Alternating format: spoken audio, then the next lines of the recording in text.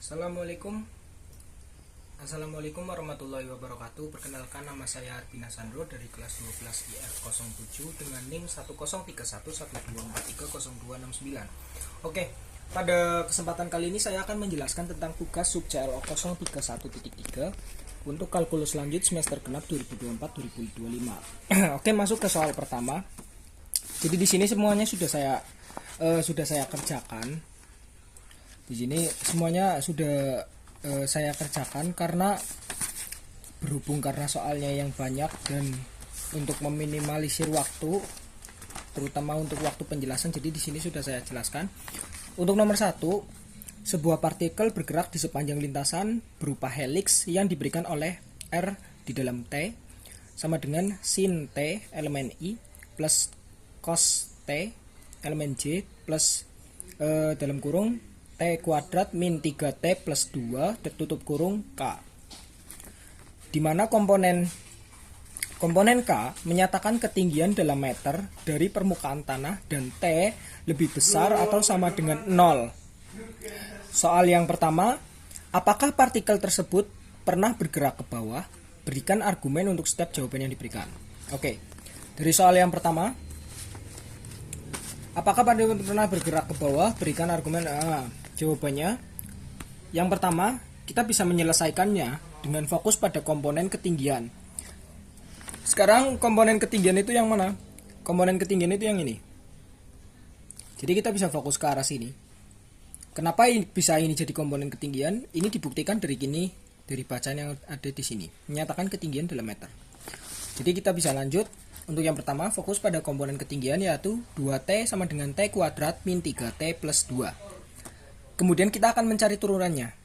Kita akan mencari turunan pertama dari set di dalam T sama dengan D per DT dalam kurung T kuadrat min 3T plus 2 tutup kurung. Nah, sini kita akan menghitung.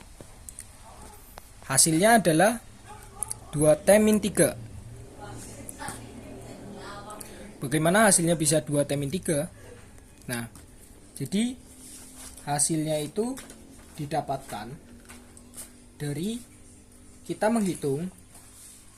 akan menghitung seperti ini. Hitungannya itu dengan menggunakan ini kan 2T min 3 ya. Pokoknya kita menghitung dari T kuadrat min 3T plus 2.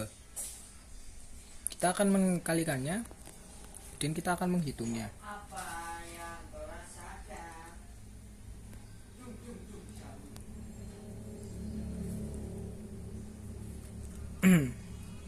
Kemudian kita bisa menggunakan, setelah kita menemukan turunan pertama dari ini ya, turunan dari pertama dari ini T kuadrat min 3T plus 2, kita bisa mendapatkan gerak ke bawah terjadi saat Z, turunan pertama dari Z terhadap D itu lebih kecil dari 0.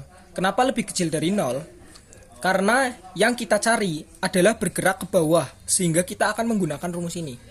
Jadi kalau misalkan kita mencarinya itu berhenti, itu sama dengan 0. Tapi kalau kita mencarinya itu bergerak ke atas, itu nanti lebih besar, lebih kecil turunan Z terhadap D itu lebih kecil, lebih besar dari 0. Jadi karena kita mencari untuk bergerak ke bawah, jadi kita akan menggunakan lebih kecil dari 0. Oke, kemudian kita lanjut. 2T min 3 lebih kecil dari 0. Selanjutnya kita akan mengisolasikan variabel T menjadi seperti ini, menjadi bentuk seperti ini. Jadi kita akan menambahkan plus 3 itu dari sebelah kanan dan kirinya sama. Kita akan mencarinya. Kemudian setelah kita menggunakan seperti ini, selanjutnya adalah kita akan membagi kedua sisi dengan 2. Karena kalau 2T min 3 kemudian plus 3 kemudian ini, maka akan ketemu hasilnya adalah 2T min. Nah, karena ini min 3 bertemu dengan 3, maka hasilnya habis. Ini kita bisa langsung tulis seperti ini. lebih besar dari 0 plus 3 sama dengan 0. Maka bisa ketemunya 2T plus 0. Nah, kemudian kita akan membagi 2T per 2 lebih kecil dari 3 per 2. Kenapa 2T per 2? Karena kita akan menghabiskan nilai dari T-nya. Kita akan menghabiskan nilai dari T-nya. Makanya kita mendapatkan 2, 2-nya kita coret, lalu ketemulah T lebih kecil dari 1,5. Di 1,5 udah tahu hasilnya dari 3 per 2 ya. Jadi bisa kita simpulkan, ya. Kita bisa simpulkan 0 lebih kecil sama dengan T. T lebih besar, lebih kecil dari 1,5. Jadi atas apakah partikel tersebut pernah bergerak ke bawah? Jawabannya adalah pernah. Berikan argumen untuk setiap jawaban yang diberikan. Jawabannya adalah pernah, karena di sini kita ketemu dia akan bergerak sampai dari 0 sampai 1,5. Ini adalah momentum di mana partikel akan bergerak ke bawah. Kemudian kita akan lanjut ke yang soal yang B. Apakah partikel tersebut pernah berhenti bergerak? Berikan argumen untuk setiap jawaban yang diberikan. Kalau kita lihat di sini, kita akan mencari kecepatan dari vektor V terhadap T sama dengan d vektor R per dt. Vektor F itu sama dengan konstanta T, cos T itu dari komponen cos T itu dari komponen I. Kemudian sin T itu dari komponen J, dan juga 2T-3 itu dari komponen K. Kemudian partikel berhenti jika vektor T itu sama dengan 0. Nah, maka di sini kita perlu membuktikan. Bagaimana itu bisa bekerja. Komponen I atau cos T sama dengan 0, ya. Persamaan ini memiliki solusi untuk T, yaitu T sama dengan pi per 2. Kita udah tahu tentang itu. Kemudian untuk NP, di mana N adalah bilangan bulat. Dan untuk komponen J, kita sudah tahu bahwa sin T sama dengan 0, yang setara dengan sin T sama dengan 0. Persamaan ini memiliki solusi untuk T, yaitu T sama dengan M dikali pi, di mana M adalah bilangan bulat. Untuk kalau komponen K itu 2T min 3 sama dengan 0. Persamaan ini memiliki solusi tunggal untuk T, yaitu T sama dengan 3 per 2. Atau tadi kita sudah menghitungnya, ketemunya itu 1,5. Nah, kemudian kita akan mencari waktu bersama untuk partikel berhenti. Dan kita akan memeriksa konsistensi. Kita logika saja, jika cos T itu sama dengan 0, maka T haruslah kelipatan ganjil dari pi per 2. Karena kita sudah bahas tadi, untuk komponen I itu dia cos T persamaan ini memiliki solusi untuk T, yaitu T sama dengan pi per 2 ya. Nilai-nilai T yang mungkin adalah pi per 2 ya. Di sini nilai-nilai yang mungkin adalah pi per 2 ya, 1,57. Kemudian kita juga bisa membuatnya sebenarnya untuk min pi per 2 ya, itu nanti hasilnya adalah negatif 1,57. Kemudian 3x per 2 itu nanti nilainya 4,71 dan seterusnya. Ini akan berlanjut. Kemudian untuk sin T itu dia untuk sin T sama dengan 0. Ketika dia itu memiliki seperti yang sudah kita bahas, itu yang setara dengan sin T sama dengan 0. Ini memiliki solusi untuk T, yaitu T sama dengan MP, di mana M adalah bilangan bulat. Ya, M dikali pi. Nah, di sini kalau bisa kita lihat di sini pi-nya sama dengan 3,14. Maka selanjutnya 2pi sama dengan 6,24 dan seterusnya. Kemudian untuk komponen K kita sudah tahu, untuk T-nya itu kita sudah ketemu di 1,5. Kemudian dari sini saja kita bisa melihat adanya ketidakmungkinan ya. Sekarang kita bandingkan nilai-nilai T yang diperoleh dari setiap komponen, di mana T itu 1,5 dari komponen K. Nilai-nilai T yang membuat cos T yang membuat cos T ini dan juga yang membuat cos T sama dengan 0 dan juga membuat nilai-nilai T yang membuat sin T sama dengan 0. Nah, bahwa T sama dengan 1,5 itu tidak termasuk dalam himpunan solusi untuk membuat cos T dan sin T keduanya 0 pada saat yang sama. Karena cos kuadrat T plus sin kuadrat T sama dengan 1 untuk semua nilai T, jika cos T sama dengan 0 dan sin T sama dengan 0 secara bersamaan, maka sudah dipastikan yang jelas salah. Jadi kita bisa menarik kesimpulan dari sini saja. Kita bisa menarik kesimpulan bahwa karena tidak ada nilai T yang dapat membuat ketiga komponen kecepatan menjadi 0 secara bersamaan, maka partikel tersebut tidak pernah berhenti setelah kita melihat sebuah persamaan seperti ini ya. Oke, jadi jawabannya untuk jawaban yang B, apakah partikel tersebut pernah berhenti bergerak? Jawabannya adalah tidak. Karena di sini kita sudah melakukan pembuktian, kita sudah melakukan banyak analisa, dan di sini itu jawabannya kita masih belum menemukan nilai untuk T itu yang nantinya bisa menghasilkan untuk cos T-nya itu sama dengan 0 dan sin T sama dengan 0 dalam waktu bersamaan. Itu kita masih belum menemukannya. Karena dilihat di sini ini 1,57, 4,71 dan lain sebagainya di sini tidak ada. Dan nilai T ini tidak bisa memenuhi. Kemudian kita akan lanjut ke 3, yaitu pada waktu berapa partikel mencapai posisi 12 meter di atas tanah. Oke, kita lihat dari nomor C. Mari kita selesaikan. Di sini itu kita akan menggunakan rumus Z terhadap T sama dengan T kuadrat min 3T plus 2. Min 3T plus 2, ya benar. Sama dengan 12. Kita akan ubah menjadi persamaan kuadrat. T kuadrat min 3T min 10 sama dengan 0. Min 10 sama dengan 0 ya. Kemudian kita akan menggunakan rumus kuadrat.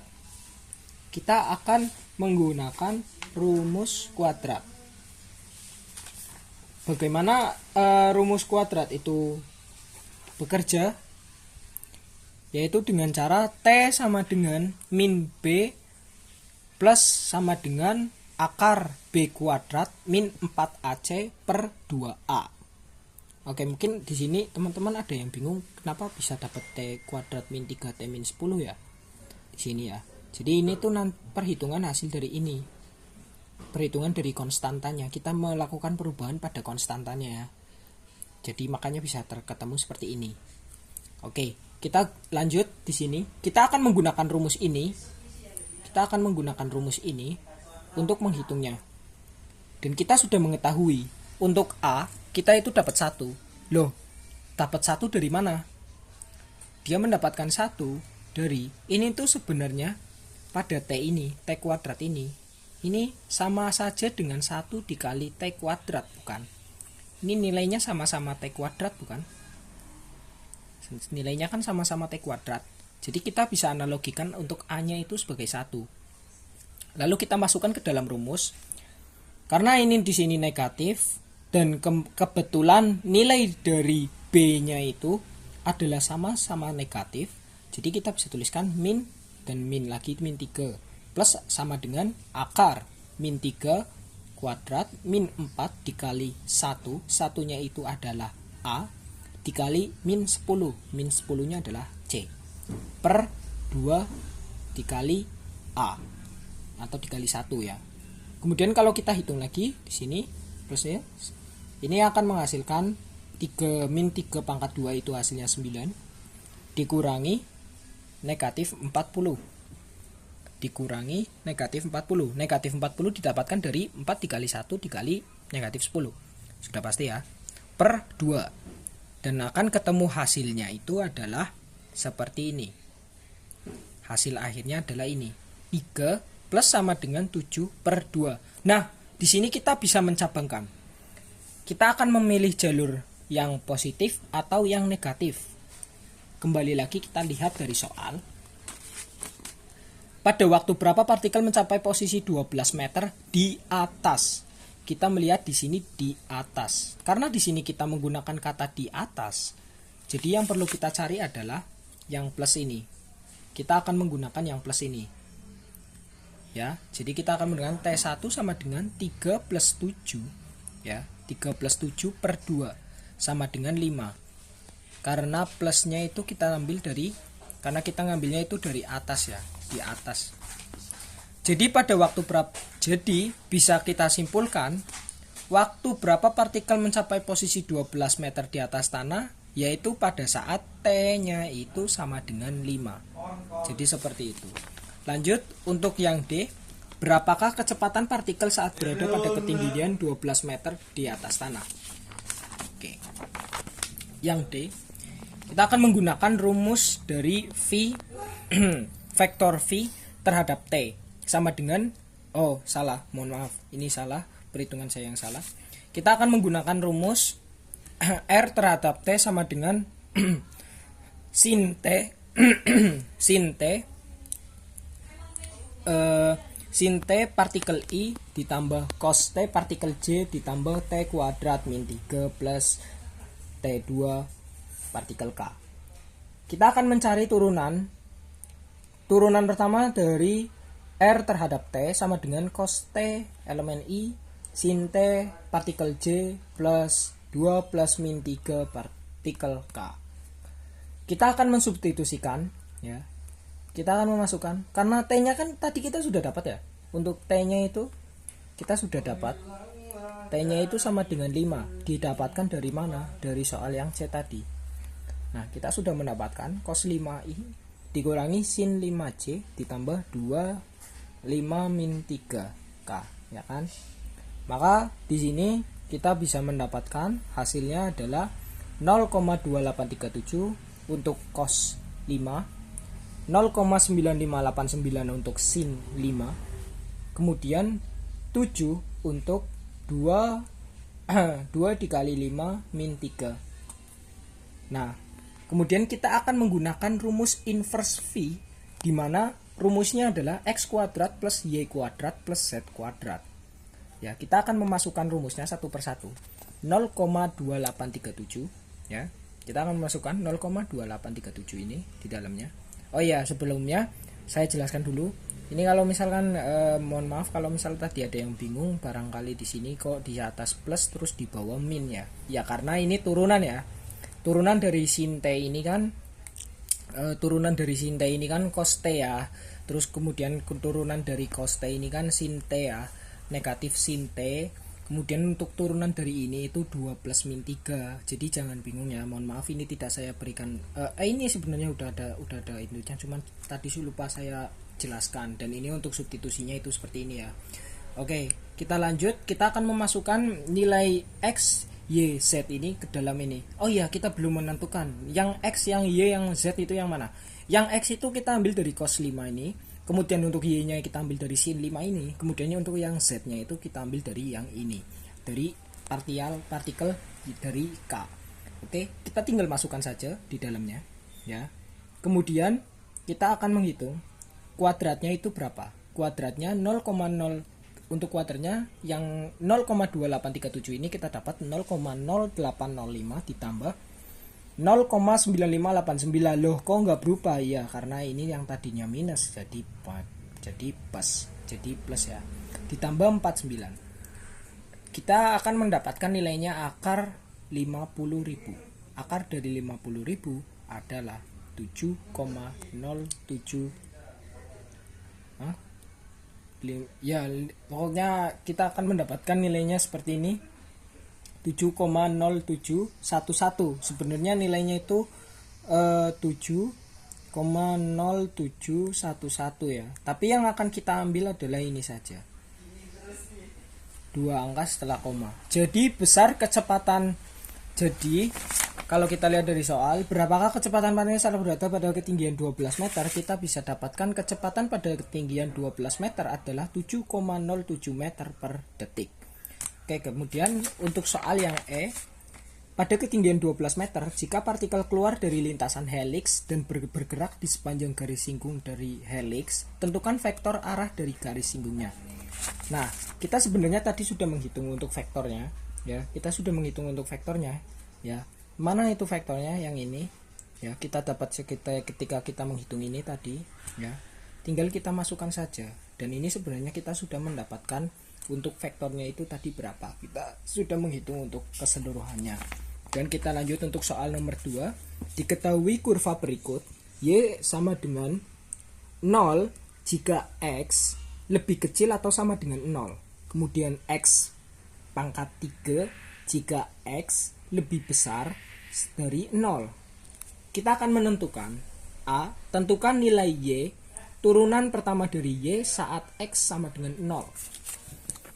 Di sini definisi turunan di X sama dengan 0 itu turunan pertama dari Y terhadap 0 sama dengan limit. Ini limit H terhadap 0 Y dalam kurung 0 plus H tutup kurung min Y 0 per H. Maka kita akan mencari dari kiri itu kita mendapatkan nilai berapa, dan kemudian dari kanan kita dapat nilai berapa. Kemudian nanti akan kita cocokkan. Apakah nilainya sama atau tidak. Kalau nilainya sama, antara dari kiri dan kanan itu nilainya sama, maka bisa disimpulkan turunannya itu ada, dan turunannya itu limit itu sendiri, ya. Jadi kita akan menghitung di sini.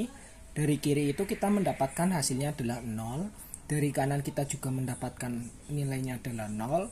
Karena memiliki dari kiri dan kanan sama-sama 0, maka bisa disimpulkan turunannya itu ada. Dan turunan pertama dari Y terhadap 0 adalah 0. Kemudian untuk yang B, di sini kita baca, tentukan besar kelengkungan kurva di titik 0,0. Kita akan mencari turunan pertama dari Y, ya, turunan pertama dari Y atau dy per dx untuk X lebih kecil dari 0 itu sama dengan Y sama dengan 0, atau kita bisa sebut, ya, karena kita sudah tahu turunan untuk konstanta adalah 0, maka kita bisa di sini langsung tuliskan saja turunan pertama dari Y sama dengan dy per dx sama dengan 0. Kenapa 0? Kita sudah tahu turunan konstanta itu sama dengan 0, ya. Kemudian untuk X lebih besar dari 0, Y sama dengan X pangkat 3, ya. Turunan pertama dari Y itu sama dengan dy per dx sama dengan 3x 3 min 1. Kenapa kita menggunakan 3x 3 min 1? Karena kita menggunakan aturan pangkat, ya, sama dengan 3x kuadrat. Karena dari kiri dan kanan sama-sama, ya, kita akan sama seperti tadi. Maka turunan pertama dari Y terhadap 0 itu sama dengan 0. Kemudian kita akan mencari turunan kedua. Turunan kedua dari Y atau d kuadrat Y per dx kuadrat. Untuk X lebih kecil dari 0 sama dengan turunan pertama dari Y itu sama dengan 0, kita sudah tahu. Turunan kedua dari Y sama dengan d kuadrat Y per dx kuadrat sama dengan 0. Kenapa lagi-lagi 0? Karena turunan konstanta itu adalah 0.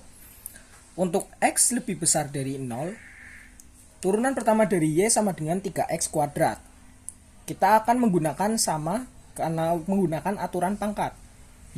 Turunan kedua dari Y sama dengan d per dx dalam kurung 3x kuadrat tutup kurung sama dengan 3 dikali 2x 3 dikali 2x pangkat 2 min 1 sama dengan 6x, ya. Kita mendapatkan hasil 6x. Memang kita mendapatkan hasil itu 6x, ya. Tapi kalau misalkan kita lihat menggunakan limit, ya. Karena kita mencari limitnya terhadap 0, kita membuat limit x mendekati 0 untuk segi positifnya. Karena ini kita dari untuk sebelah kanan, ya. Kita membuat untuk sebelah kanan. Jadi itu positif, ya. Itu limit x x menuju 0 itu sama dengan 6x, ya. Sama dengan, kan tadi kita ketemu nilainya adalah 6x, ya. Maka sama dengan, karena kita menuju x-nya itu adalah 0, maka 6 dikali 0, maka hasilnya adalah sama-sama juga 0. Karena kedua turunan sama, maka turunan kedua dari Y itu sama dengan 0, ya. Turunan kedua Y adalah sama dengan 0. Kemudian untuk langkah terakhir adalah kita akan menggunakan rumus kelengkungan. Untuk Y sama dengan Fx adalah K sama dengan inverse dari turunan kedua dari Y per dalam kurung 1 ditambah dalam kurung turunan pertama Y tutup kurung pangkat 2 tutup kurung pangkat 3 per 2. Kita akan substitusikan di X sama dengan 0. K0 sama dengan per, karena kita sudah tahu turunan dari Y, turunan kedua Y itu 0, maka kita tinggal tuliskan 1 plus di dalam 0 ini ya, karena turunan pertama dari Y juga sama-sama 0 ya. 0 kuadrat dalam kurung 3 per 2. Karena ini sama-sama 0 ya, sudah pasti hasilnya 1 plus 0 pangkat 3 per 2 ya. K0 sama dengan 0 per 1 3 per 2. K0 sama dengan 0 per 1. K0 sama dengan 0. Hasilnya 0 juga. Jadi kelengkungan di 0,0 adalah 0. Oke, sudah. Kurang lebih untuk penjelasan dari tugas sub CLO 03 strip 1 strip 3 dari saya cukup sekian. Mohon maaf apabila ada banyak kesalahan kata atau ada penjelasan yang kurang berkenan atau kurang maksud. Sekian dari saya. Wassalamualaikum warahmatullahi wabarakatuh.